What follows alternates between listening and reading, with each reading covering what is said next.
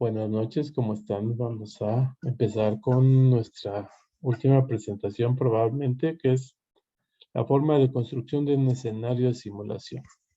Y vamos a hacerlo en relación a todo el conocimiento que hemos adquirido durante estas presentaciones previas y como una manera de cerrar ya el curso de simulación básica. Lo más importante es lo que hemos aprendido, lo más básico, porque es un curso precisamente inicial para que nosotros nos podamos integrar a los que son los procesos de los escenarios de simulación y los vayamos aprendiendo, los vayamos manejando. Entonces decíamos que dentro de los objetivos principales son dos, uno es para enseñar y otro es para evaluar.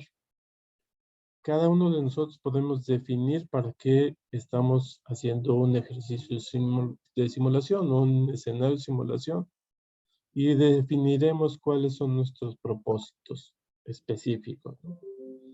Siempre que nosotros pensamos en hacer un escenario de simulación, tenemos que pensar en el escenario y los actores. O sea, vamos a hacer un ejercicio de simulación y para eso pues necesitamos un sitio donde vamos a hacer el ejercicio. Entonces, los sitios pueden ser variables, de hecho puede ser en una escuela de medicina, como en el caso de nuestro centro de simulación, o puede ser en un hospital, en un área que no se utiliza, donde no hay pacientes, pero hay camilla y hay monitores y hay forma de hacer un ejercicio de simulación in situ, se llama. En este caso, pues estamos observando unas imágenes de un simulador, que es un simulador de parto, de una marca específica, es el Noel o el Victoria de Gaumart, que son de los simuladores más avanzados para partos. Y quienes participan o van a participar en este escenario, pues es el médico adscrito o quien va a fungir como médico adscrito. Puede haber un médico residente, usualmente hay enfermeras, puede haber médicos internos, esposo de la paciente, hermana de la paciente, todo va a depender de los actores que tengamos disponibles para el ejercicio de simulación. En este caso, como les decía, las imágenes van cambiando para que tengamos la posibilidad de pensar qué es lo que queremos. Si un ejercicio de obstetricia, o un ejercicio de urgencias, o un ejercicio de consulta externa. Siempre que vamos a hacer un ejercicio, lo ideal es que tengamos todo a la mano. Entonces, dentro de nuestra lista de procedimientos o de requerimientos para los ejercicios, pues van a estar en relación a cómo vamos a llevar el ejercicio de simulación. Entonces, en el caso de gineco, pues una cama, una mesa de expulsión, el monitor tococardiográfico, que también hemos pensado que no lo hemos llevado no lo hemos llevado a cabo, pero hemos hablado con las personas que se dedican a la compra y venta de equipos seminuevos, usados y antiguos, y tienen algunos equipos que no ocupan y que podíamos utilizar a lo mejor monitores cardiotopográficos que ya no sirven, pero que pueden servirnos como para los procesos de simulación. Los monitores de signos vitales, que esos sí son necesarios y que a veces los cambiamos por pantallas de televisión adaptadas a computadoras y donde nosotros podemos tener ya monitores fijos o videos de monitores de signos vitales, que es una forma económica de tener un monitor útil o de tener un monitor funcional, porque los monitores de los simuladores, algunos no se pueden utilizar si no se prende el simulador. Por lo tanto, pues no nos podemos piratear, por decirlo directamente, ¿no? En el caso de gineco, pues estetoscopios de PINARS, todo lo que es necesario. Es una lista de los requerimientos. Y es muy importante que cuando nosotros estamos en un ejercicio, si el médico que está atendiendo al paciente nos dice, pues hay que poner una solución salina, pues hay que buscar tener una solución salina. No simular que tenemos soluciones, porque a veces la simulación se hace demasiado exagerada. Entonces, simular hasta donde sea posible lo más realista. posible. Entonces, soluciones, lo que recomendamos es que utilicemos una solución, sellemos con algún material el Venopac para que esa solución se utilice muchas veces y no se esté escurriendo, sino que esté sellada, que sea de utilería, pero que se utilice muchas veces. Entonces, lo ideal es tener todo o todo lo que se pudiera utilizar en un ejercicio determinado. Obviamente los simuladores y los que los venden, pues nos quieren vender sangre artificial, y pues la sangre artificial que se utiliza en sus simuladores pues es muy cara, porque es una sangre que ellos hacen y nosotros podemos hacerla, que usualmente lo que se hace es con colorantes como los de Kool-Aid de Jamaica, con miel caro y a veces un poquito de solución. Eso es cuestión de creatividad para generar un material que parezca sangre y que no afecte o que no tiña los simuladores, porque algo que es un problema a nivel mundial es que los simuladores, la piel o el plástico que se utiliza es un plástico que si lo llegamos a manchar con algún tipo de tinta, por ejemplo, tinta de lapicero, prácticamente es imposible quitárselas. Entonces, es otro punto importante. Dentro de los centros de simulación deben estar prohibidos los lapiceros, los bolígrafos. O sea, si alguien entra con bolígrafo, prácticamente es como si entrara con droga a la aduana, ¿no? Entonces, hay que estar muy al pendiente de ellos. Y como decía, todo lo que vamos a requerir en algún caso, en algún procedimiento. Ahora, decíamos que dentro de los participantes, pues podemos tener el paciente como simulado o un simulador y todo el personal, que pueden ser médicos residentes, internos, enfermeras, esposos, etc. Aquí en esta imagen que se ve parcialmente están haciéndole el moulage que le llamamos, que es modelaje o es como maquillaje de un médico pasante que se convirtió en paciente y el cual estaba revisando el guión porque él iba a ser el paciente o el familiar. Entonces deben conocer perfectamente el guión para que cuando les pregunten los sustentantes, ellos contesten sin que haya problemas. Algo que es muy importante es el generar sonidos reales. Dijimos que lo ideal es que los alumnos se sientan en un entorno real. Entonces, sonidos de monitores, sonidos de gente hablando, sonidos de equipos que están funcionando son muy importantes para que sean esos efectos reales y estimulemos el oído de los alumnos. Entender que son salas dinámicas, tenemos planeado en el centro de simulación una sala de proyección con cañones especiales para hacer salas en 360, o sea, con pantallas 360, varios proyectores y que se estén proyectando videos de una sala de urgencias en vivo, por ejemplo, o de un área de un accidente en vivo, bueno, no en vivo, sino videos reales con sonidos reales que simulen un escenario real. Entonces es algo de lo que es de lo más moderno y que es muy caro, pero que puede ser útil. Son escenarios de alto costo. Ahora, si nosotros vamos a hacer este ejercicio de manera tal que sea para educar o sea para evaluar, tengo que saber exactamente qué es lo que quiero, lo que decíamos, cuáles son nuestros objetivos educativos, cuáles son las competencias que busco que el alumno aprenda o cuáles son las competencias que busco evaluar. Y van a ser obviamente diferentes si es para pregrado o para posgrado, porque pues, son diferentes los niveles de conocimiento. Entonces, nosotros en la escuela, pues realmente todo lo que trabajamos, lo trabajamos para pregrado.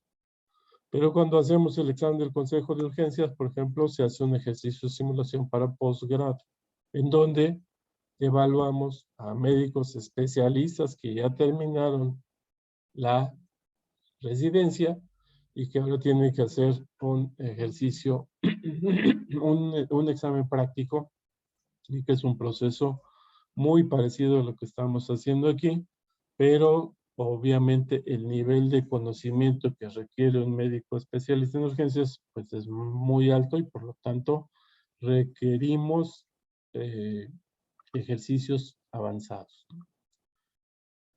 Vamos a poner algunos ejemplos, pero en el entendido que ustedes los vayan analizando de acuerdo a los casos clínicos que me enviaron y vayan viendo cómo pudiéramos de alguna manera generar un caso clínico en base a esos, pero enfocado ya al proceso de simulación. Esto es de lo más simple. Lo que estamos observando en la pantalla es la matriz que decíamos, una matriz de evaluación o de educación, en donde nosotros vamos a buscar una competencia sencilla, simple para pregrado, que sería el interrogatorio. Es un interrogatorio simple en el cual, por ejemplo, llega un paciente accidentado al servicio de urgencias y lo único que tiene que hacer el médico o el sustentante es interrogar sobre la cinemática del trauma. Entonces voy a tener un paramédico que le va a decir, bueno, pues es un paciente que encontramos en un vehículo que tuvo una colisión frontal o una volcadura, que tenía o no cinturón de seguridad, que el volante estaba deformado o no, que el parabrisas estaba roto o no, que si lo encontraron dentro del vehículo o no. O sea, puntos específicos sobre la cinemática del trauma. Y en ese fragmento nosotros podemos evaluar varios puntos. Otro ejemplo específico es la exploración física. A lo mejor tenemos otro paciente diferente en el servicio de urgencias, el cual se tiene que hacer la exploración neurológica porque tiene una enfermedad vascular cerebral. Entonces es una competencia específica enfocada a la exploración. Y ahí no van a interrogar los alumnos. ¿Por qué? Porque lo que yo voy a hacer es darle toda la información. Es una paciente de 75 años de edad que fue encontrada en su domicilio, es diabética, es hipertensa, toma tantos medicamentos y se encuentra en esas condiciones. A lo mejor pueden preguntar una u otra cosa, pero lo importante en ese momento, la competencia que me interesa que nos demuestren que saben es la exploración física, la exploración neurológica específica. ¿Sí? Entonces, cada una de esas competencias pues, nos generan puntos específicos. A lo mejor, esta es otra. Toma e interpretación de signos vitales, que puede ser algo muy simple y que a veces decimos, pues todo el mundo sabemos tomar la presión.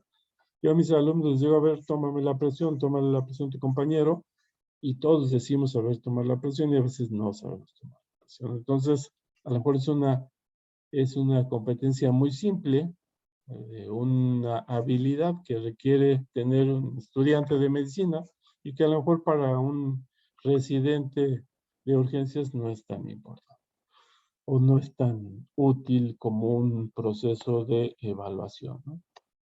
Entonces, tenemos que prepararnos para desarrollar un escenario con competencias específicas y que pueda aplicarse a través de la simulación.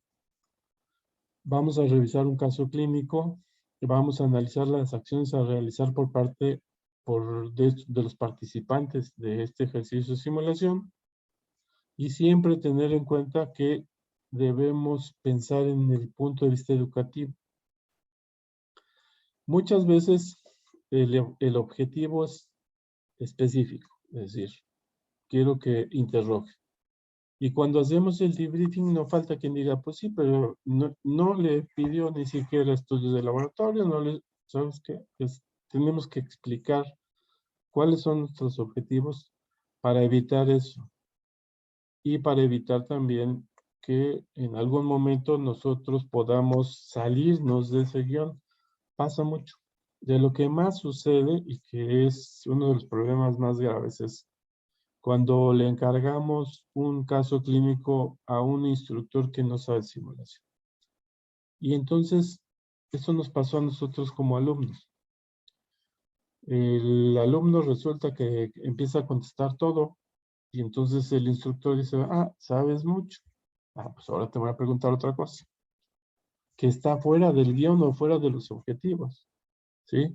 Y eso es muy fácil de que la gente se enganche en eso, es decir, sabes mucho, pues ahí te van otras preguntas más difíciles. Y eso pasa, por ejemplo, mucho en los exámenes del Consejo de Urgencias, que se salen del guión porque ven que la gente contesta muy rápido. Son residentes de tercer año de urgencias, entonces pues es gente que viene fresca, que viene saliendo, y muy fácilmente cualquier gente dice, no me va a ganar a mí, no va a saber más que yo. Ah, supo de esto, a ver si de esto también sabe. Entonces es algo que pasa mucho. Tienen que ser muy objetivos y cumplir con los puntos específicos sin salirse de eso, ¿no? Entonces, no es el desempeño de habilidades y destrezas de los actores del escenario tampoco. Ah, es que actuó mal ese esposo, pues yo lo vi como que estaba muy nervioso. No es nuestra intención ver si los pacientes simulados estandarizados son buenos actores o no, tampoco. Entonces, enfocarnos en lo que queremos. Ahora, cuando corremos un escenario por primera vez, pues hay errores y a veces nos equivocamos en algún punto o no ponemos alguna información que es muy importante. A veces llega un paciente diabético, corremos el escenario y cuando nos damos cuenta o cuando el alumno dice, ¿cuánto tiene de Stroke-6? En la hoja no le habíamos puesto que íbamos a tener un reporte de dextrosa capilar. Entonces son detalles pequeños que a veces los detectamos durante los escenarios. Entre más escenarios corremos, pues más nos damos cuenta que a veces nos equivocamos en algunos puntos y eso es algo entendible. Lo ideal es hacer pruebas, es decir, correr el escenario entre nosotros y hacer los ajustes del caso sin perder los objetivos educativos planteados. O darnos cuenta, sabes que este escenario no me gusta mucho para esta competencia, entonces podemos modificarlo. A lo mejor este paciente que tenía 69 años, pues lo vamos a cambiar, vamos a ponerle que tiene 86 años. O sea, edades, factores de riesgo, quitar, poner. Es un juego, es un guión, es un planear para que el alumno aprenda, pero sobre conceptos que sean lógicos. Todos los ejercicios son perfectibles. Todos los ejercicios los podemos ir modificando. Este es un caso de los que trabajamos en el centro de simulación, ¿sí? Entonces es el caso de doña Silvia. Cuando empezamos lo que es integración básico-clínica en Pachuca hace muchos años, debe tener unos 10 años, pues empezó a tomar unos machotes de centros de simulación de otros lados, principalmente de la UNAM y de otras universidades. Y entonces eran machotes así como que demasiado complejos. A mí no me gustaban tanto porque eran muchas hojas y en algunas hojas eran de las listas de los materiales que se requerían para el caso. Decías, bueno, pues esta lista no debe estar aquí porque es menos orden. Entonces empezamos a reducirlo. Y por ejemplo, este es un caso, y le pongo ahí que es un caso clínico ejemplo, que es el caso de doña Silvia. A veces nos toca que tenemos un simulador que el caso se llama Eduardo y llegamos y encontramos un simulador femenino. Entonces tenemos que cambiarle el nombre al caso clínico en ese momento porque pues, es el único simulador que tenemos a la mano.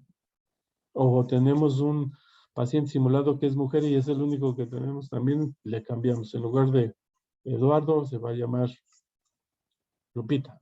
Ustedes quieran.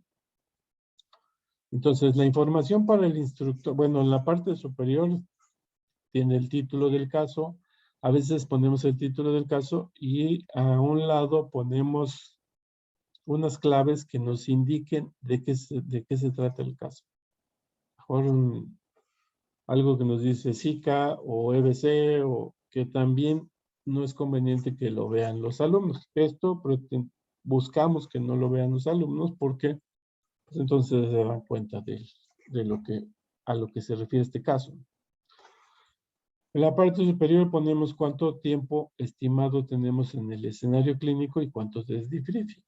El escenario clínico normalmente si es de 10 minutos, el debriefing tiene que ser de 20. Y si es de 15 minutos, el debriefing va a ser de 30 minutos. El sitio en donde va a ser o donde se supone que estamos. En una sala de choque o una sala de reanimación o una sala de gineco, en un consultorio médico. Y el debriefing siempre se tiene que hacer en un sitio aparte. Dijimos que no tiene que ser en el mismo sitio. Aunque en ocasiones pues no hay opción más que en el mismo sitio y por lo tanto pues lo hacemos en el mismo sitio, pero lo ideal es que esté fuera de él. Y después vienen los datos de los pacientes. El nombre, la edad, el origen, ocupación, antecedentes familiares, personales patológicos, no patológicos, y si tiene patológicos, si es diabetes, el tiempo, tratamiento, etc. Si mi intención es interrogar, ¿sí? Entonces yo no le voy a dar esa información al alumno. Si yo quiero que el alumno interrogue, no va a decir, bueno, pues es una paciente, tiene 75 años, y ahí está el familiar para que le dé la información que usted necesita. Entonces, el estudiante tiene que presentarse y a ver qué es lo que tiene su paciente, qué edad tiene, a qué se dedica. Interrogatorio. Estoy buscando una competencia específica. Nada más que interrogo. Si está el familiar, puede contestar. Si el caso no es tan grave o el paciente está consciente, el paciente puede ir contestando. Pero los estudiantes o los alumnos tienen que buscar la información para que cumpla con el requisito que estoy pidiendo. Después de los antecedentes viene el motivo de atención y las condiciones iniciales. Entonces, ahí ponemos, por ejemplo, ingresa a las urgencias del hospital tal después de haber sido encontrado en su cama, somnolienta, con baja respuesta a estímulos, etcétera, y los signos vitales. A veces los signos vitales se los damos hasta que no los piden. Y la glucosa capilar no se las damos a menos que no la piden. ¿Sí? Es muy común que se les olvide pedir la glucosa capilar. A veces la saturación tampoco se las damos hasta que ellos lo piden. Entonces todo eso es un juego de yo te doy lo que tú me estás pidiendo o nos esperamos a que explores al paciente. Entonces, segunda competencia es exploración física, y en la exploración física normalmente pues ellos empiezan a explorar y nos empiezan a preguntar. Pues les reviso las pupilas cómo están y nosotros contestamos cómo están las pupilas. Revisan simetría facial, nosotros contestamos si hay asimetría o no, cómo está la comisura labial. A veces es con simulados y a veces es con simuladores de alta fidelidad, mediana fidelidad, pero nosotros vamos contestando. Ponen el estetoscopio en la espalda del paciente y nosotros vamos diciendo si tiene estertor, si tiene sibilancia, si ventila, si no ventila, los ruidos cardíacos, si son rítmicos, pero nosotros vamos dando la pauta de acuerdo a lo que van preguntando, ¿sí? Es parte del mismo caso.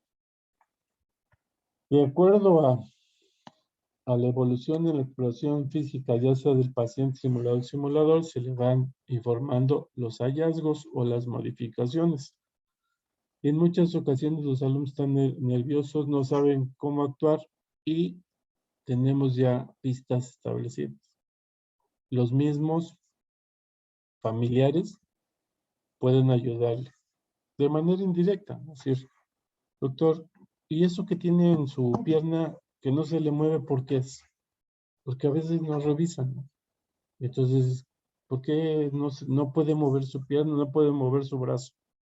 Entonces es algo que de alguna manera hace que el alumno se destrabe, por decirlo así, y continúe con el proceso de exploración. No les vamos a dar toda la información, o sea, les vamos dando información a cuentagotas, pero es una forma de apoyo para que no todo sea tan complicado. En la simulación avanzada, obviamente, se enseñan o se evalúan habilidades de más complejidad que involucrarían el uso de soluciones, el tipo de soluciones, fármacos o procedimientos que se realizan en pacientes graves, ¿sí? Esto pudiera manejarse más, por ejemplo, con residentes. De hecho, desde los alumnos, aunque no saben el uso de soluciones, algunos alumnos o de medicamentos, pues ya les empezamos nosotros a preguntar. Yo soy el enfermero, doctor. ¿Me puede decir qué solución le pongo? ¿Cuántas vías? No, pues póngale una solución. ¿Qué solución, doctor? ¿De cuánto para cuánto? Y pues muchos de ellos en su vida han estado en un escenario así.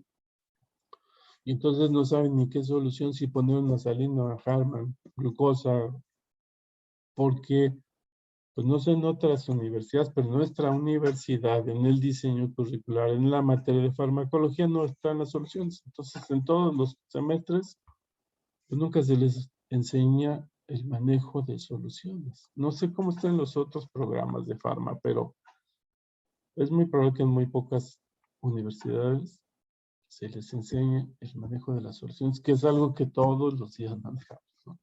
Pero bueno, habría que revisar los diseños curriculares, ¿no? Entonces, eso es por un lado. Fármacos. No, pues yo creo que le vamos a poner omeprazol. Sí, doctor, ¿cuánto le pongo de omeprazol? Intramuscular, oral, endovenoso, subcutáneo. Usted diga. Nos damos cuenta que hasta semestres avanzados, séptimo, octavo, no saben ni vías de administración, ni dosis de medicamentos. Es algo a veces que es crítico, pero es entendible en alumnos, ¿no? A lo mejor ya en un residente de urgencias o en un residente de medicina familiar, pues ya es algo que tiene que saber manejar y que probablemente lo manejan todos los días y puedan contestar fácilmente. Este es un ejemplo de una lista de cotejo de ese mismo paciente. Si se dan cuenta, pues hay muchas cosas que para mi muy personal punto de vista, es mejor una lista de cotejo que una rúbrica. Entonces, el instructor aquí ya va a ir palomeando qué hizo y qué no hizo el alumno. Elige espacio físico para el paciente en el servicio. Yo soy el enfermero, doctor, lo dejamos aquí en el consultorio, lo pasamos a una camilla, observación o a choque. Desde ahí empiezan ellos a tener un pensamiento más complejo y más integrador. Es decir, bueno, pues es un paciente con un infarto, pues que pase a choque, ¿no? O yo lo veo bien estable o se ve mal, pasa a choque. A lo mejor son decisiones que en ese momento no tienen tanta experiencia, pero de alguna manera ya empiezan a darse cuenta que tienen que tomar decisiones específicas. Doctor, estos son los signos vitales que traían los paramédicos. ¿Quiere que le vuelva a checar los signos vitales? Sí, por favor. Ver si solicitaron la dextrosa capilar, si indicaron la colocación de un monitor, si indican posición de semifolder y muchos de los puntos que nosotros evaluamos, no nada más es que indique, sino que justifique por qué. Doctor, ¿le pongo oxígeno? Sí, póngale oxígeno. ¿Cómo quiere que le ponga? ¿O qué le pongo de oxígeno? Puntas nasales, mascarilla facial, mascarilla con reservorio, Puritan, ¿qué le pongo, doctor? Y entonces se dan cuenta ellos que conocen parcialmente el manejo. ¿Quiere que le haga Glasgow o usted se lo va a hacer, doctor? Entonces, el enfermero juega un papel muy importante en los ejercicios de simulación y los familiares también. ¿Sí? Entonces ahí vemos, indica oxígeno, conoce las técnicas de administración de oxígeno, indica canalizar, indica también la toma de muestras de sangre para estudios básicos durante la canalización, demuestra liderazgo o no, justifica el ayuno, justifica la sonda nasogástrica, justifica evitar la sonda, elige el tipo de soluciones, elige la cantidad de soluciones, la posición de semipolar, la monitorización continua, qué estudios pide. Yo les digo a los alumnos, ustedes pueden pedir lo que quieran. Hasta kriptonita en lágrimas, como piden los internistas, ¿no? Que piden todo. Siempre y cuando justifiquen por qué lo piden. O sea, si ustedes me justifican por qué lo piden, yo les doy todos los resultados del laboratorio. Simulan que que hay todo, pues yo también simulo, pues les doy todos los resultados, ¿no? Pues eso no es complicado. Entonces, si me justifican todo lo que piden, yo les doy. Pero si piden cosas que no justifican, porque una tendencia que observamos en el servicio de simulación, bueno, en la materia de integración básica clínica, es que los alumnos llegan, empiezan a medio interrogar y empiezan a pedir laboratorio, ultrasonido, electro, todo lo que pueda haber. ¿Por qué? Porque es lo que han visto en los hospitales, que llegan y piden. ¿Y saben qué? Ok, justifícamelo. Pero no lo has ni revisado y ya estás pidiendo el laboratorio. Entonces es algo que desde los estudiantes tenemos que enseñarles, o sea, que justifiquen lo que están pidiendo. Y eso es una lista de cotejo. Fármacos, es común también. Pues hay que ponerle tal medicamento. Ok, dosis, justifícame por qué y si conoces la dosis, ¿no? Entonces podemos poner una lista de todos los medicamentos que se pueden utilizar en un paciente determinado, ¿no? Que pueden ser los que se les ocurra y que tendría que ver, esto es un poquito complicado, el debriefing, cuando hablamos de fármacos, porque si el debriefing normalmente dura el doble, si nos metemos a manejo en la discusión de qué tal solución, por qué Salina o por qué Harman, hay tanta controversia, o el uso, por ejemplo, de somacina, ¿no? En un paciente con enfermedad vascular cerebral y hay neurólogos que dicen que sí, otros que dicen que no. El omeprazol, la fenitoína, o sea, es tanta la controversia que a veces hacemos debriefings de 1 hora en estar entre que, pues, esto sí está recomendado, y mi maestro dijo que sí, y en mi escuela dijeron que sí, y en mi hospital sí se usa, en mi otro hospital no se usa. Entonces, la verdad es complicado hacer debriefing de manejos. Ahora, si yo les doy integración básico-clínica, por ejemplo, de 7º semestre, y veo casos de neuro, y yo manejo en esos casos algún fármaco y el adscrito de neurocirugía o neurología les dice que ese fármaco no sirve, también les creamos mucha confusión a los alumnos. Y cuando van a presentar sus exámenes con el profesor de neurología, pues tienen que llevar lo que él les enseñó, no lo que yo creo o lo que yo pienso o lo que el último artículo dice. Entonces, realmente es complicado hacer debriefing de manejos. Entonces, no nos metemos mucho. Y en los exámenes del consejo, pues realmente no hay debriefing. No debe haber debriefing porque entonces menos acabamos, ¿no? Si con los estudiantes de medicina nos tardamos hasta 1 hora en estar explicando por qué sí, por qué no, o el artículo tal dice esto y los otros dicen aquello, imagínense con un residente o con un recién egresado de la especialidad, ¿no? De urgencias o de medicina familiar. Tenemos machotes también de laboratorio, entonces ya tenemos un centro de imagen, de laboratorio y centro de imagen. Y en esos machotes, pues lo único que vamos cambiando son los resultados del laboratorio. Muchos de ellos, pues son simulados, obviamente, son hechos para casos específicos y algunos casos de los que manejamos en simulación son casos de la vida real, es decir, a lo mejor en algún hospital yo tuve un paciente, tenía esos síntomas, tomo fotos de los estudios del laboratorio y los paso al machote de los resultados de nuestro centro. Entonces, te cuesta menos andar inventando porque pues finalmente son estudios de laboratorio reales, ¿no? Entonces, así como tenemos el laboratorio y tenemos pues ya ese machote para no estarlo haciendo, porque realmente esto es muy laborioso hacerlo, y lo vamos modificando de acuerdo a cada paciente, ¿no? Y en el centro de simulación, por ejemplo, también tenemos en las pantallas, y en las pantallas podemos colocar imágenes de placas, de tórax, de tomografía, todo lo que podamos utilizar, en el entendido de que también con pacientes simulados,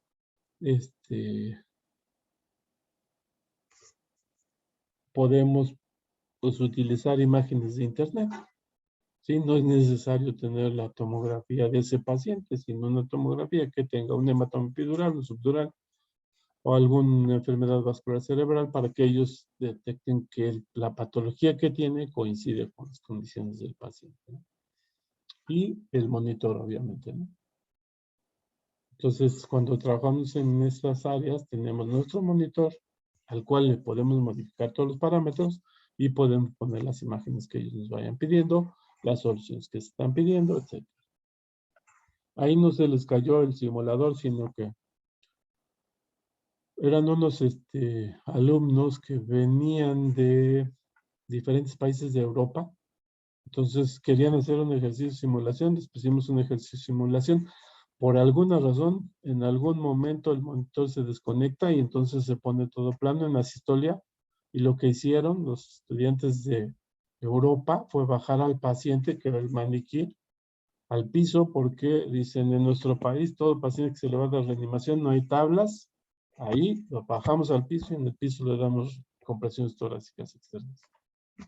Pero para cuando bajaron nuestro maniquí de 2 millones de pesos, a nosotros casi nos daban un infarto. Dije, pues, aparte no es un área aquí alterna, porque también nos andamos infartando. Pero bueno, es parte de lo que conocemos de otros países y tiene mucha lógica, ¿no? Porque realmente dar compresiones sobre la cama es muy complicado y poco útil. Entonces, las imágenes de placas de tórax, de tomografías de electros, las podemos obtener o bien de casos reales o bien de internet, ¿no? Y es parte de lo que les podemos dar. En algunas ocasiones imprimimos los electros o tenemos nuestro banco de electros y esos electros se los pasamos directamente a los alumnos. O imágenes de otros estudios.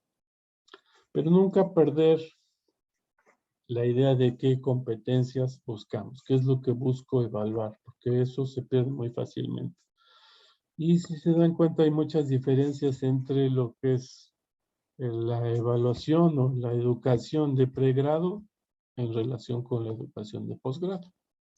Y no olvidar, los dos objetivos principales es enseñanza y evaluación. Y en la evaluación nos ubicamos el debriefing. Creo que hasta aquí podríamos terminar. Sería a lo mejor muy conveniente que cada uno de nosotros hiciéramos en base a un caso clínico, algún ejercicio, un ensayo de cómo podríamos hacer un proceso de simulación.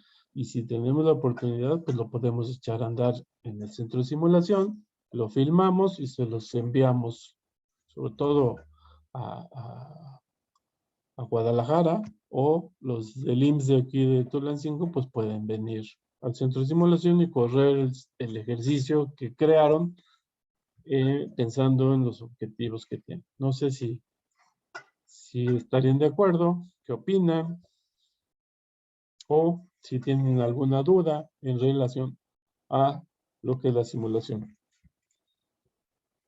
y al proceso de simulación básica, que es parte de lo que nos interesa.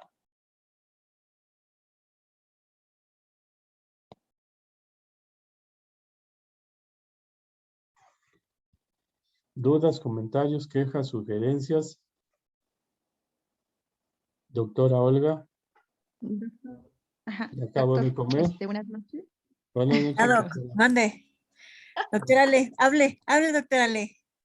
Ahora usted hable por No, interrumpir. usted, ¿qué iba a decir? No, yo creo, doctor, que sí sería muy conveniente hacer el ejercicio que usted menciona, ajá, o el ensayo.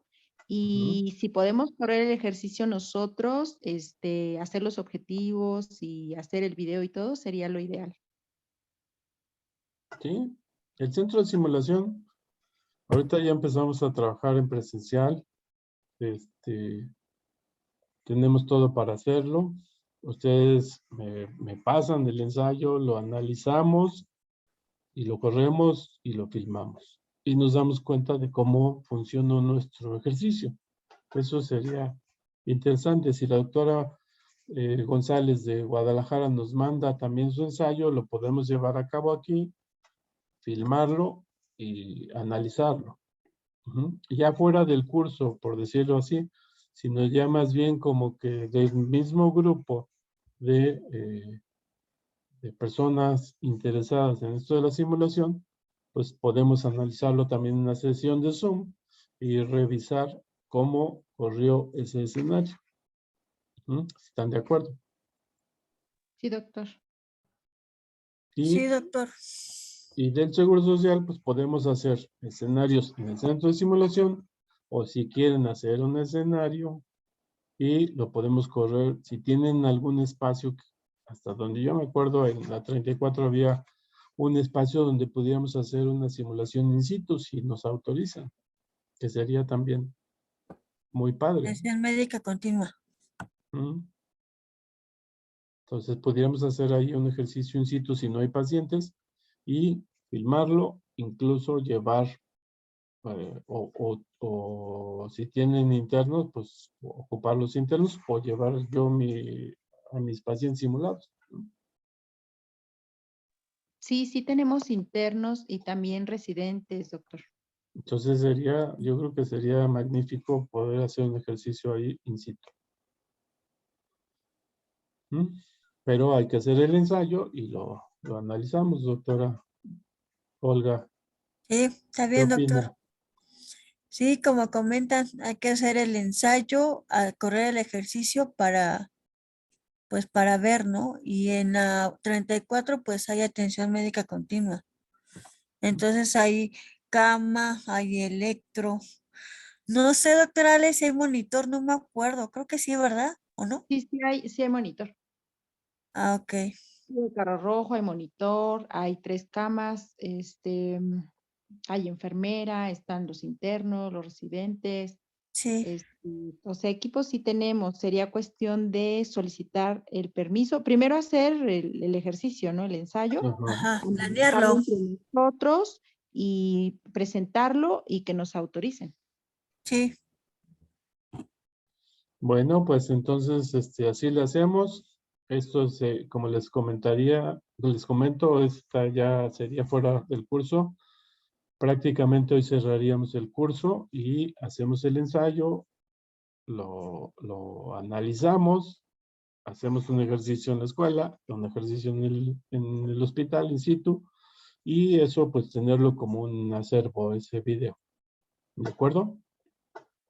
Sí, doctor. sí, ¿Sabe que a mí doctor. sí me gustaría ir al centro de estimulación, si usted Claro. nos da facilidad para Ujú. ver cómo corren ustedes sus escenarios? Obvio, nosotros iniciamos apenas Sí, y creo que sí sería un poquito complicado, a lo mejor hacer el ejercicio y el ensayo, pues sería pues algo fácil. Ajá, se ve fácil, ¿no? Tener un objetivo, ujú, saber cuál es el caso, laboratorios, todo eso. Pero correrlo, yo creo que eso sí me gustaría ver, bueno, al menos a mí, en lo personal, ver cómo lo hacen ustedes en su centro de simulación y ya después hacerlo. claro. Yo voy a empezar prácticamente la simulación ya, las prácticas reales a partir del miércoles. Entonces yo el miércoles trabajo simulación de 11 a 1 y de 1 a 3 y el jueves de 11 a 1. Probablemente vaya a requerir más horas porque no es suficiente para el número de alumnos que hay y porque ahora están dividiendo los grupos. Entonces yo les avisaría qué días voy a trabajar porque pues, pudieran estar con los pasantes, pero realmente lo que necesitamos es que veamos cómo se trabaja la Así es. simulación con los casos clínicos y de alguna manera pudiéramos ir integrando todo esto. ¿De acuerdo? Sí, doctor, usted nos avisa, yo estoy en el turno matutino, pero si es necesario hacer un pase o hacer un convenio, yo estoy en toda la disposición y si usted nos da esa facilidad, se lo voy a agradecer mucho. Claro, claro que sí. Ahorita estoy en la etapa de organización, apenas llegaron los alumnos, Muchos, como tienen 2 años que no había clases presenciales, estaban por clases virtuales, muchos no conocían la escuela, entonces apenas esta semana fue conocer el área de simulación. Tenemos que organizarnos con los pasantes, entonces si no es la semana próxima, es la siguiente semana, ya que estemos trabajando de manera más ordenada para que nos pongamos de acuerdo. ¿Sí? Y por supuesto, pues las veces que quieran ir, Gracias. el centro de simulación está abierto para que podamos aprender más y aprender directamente en el área de simulación. Ok, doctora Olga, ¿algún otro comentario o queja? No, doctor, está bien. Sí sería conveniente que fuéramos al centro de simulación, aunque yo Sí. ya fui, pero sí, para que más o menos veamos cómo se corre un escenario y ya ponerlo aquí en la 34 en práctica. Muy bien, pues si no hay más, que después va a ser la práctica. Y pues no está el doctor Romero, pero pues yo creo que podríamos nosotros Ay, dar mejor. dar por clausurado este curso. Vamos a hacer las constancias del curso y vamos a continuar nosotros en contacto para hacer esos ensayos, para correr esos ejercicios, filmarlos y después analizarlos. ¿De acuerdo? Sí, doctor, muchas gracias. En lo personal yo le agradezco mucho toda la educación que nos ha dado, toda su paciencia, su tiempo y la verdad lo felicito por cada una de las ponencias que nos dio y me llevo mucho aprendizaje de este curso. Muchas gracias. No, al contrario, gracias a ustedes por estar aquí con nosotros y por confiar en esto que es parte de lo que estamos tratando de enseñar y aprender, ¿no? Porque siempre aprendemos todos. Así es. Bueno, pues entonces, siendo las 9:54 p.m. del día 13 de enero, pues damos por clausurado este curso, esperando que sea el inicio de mucho más aprendizaje por parte de todos nosotros para el proceso de simulación. Muchas gracias por su atención, por su presencia y estamos en contacto. Que Muy pasen, bien, doctor, muchas gracias. Felicidades por el curso. gracias, que pasen buena noche y estamos en contacto todos. Sí, Sí, doctor, doctor. gracias. Gracias, doctor. Buenas noches. Buenas noches.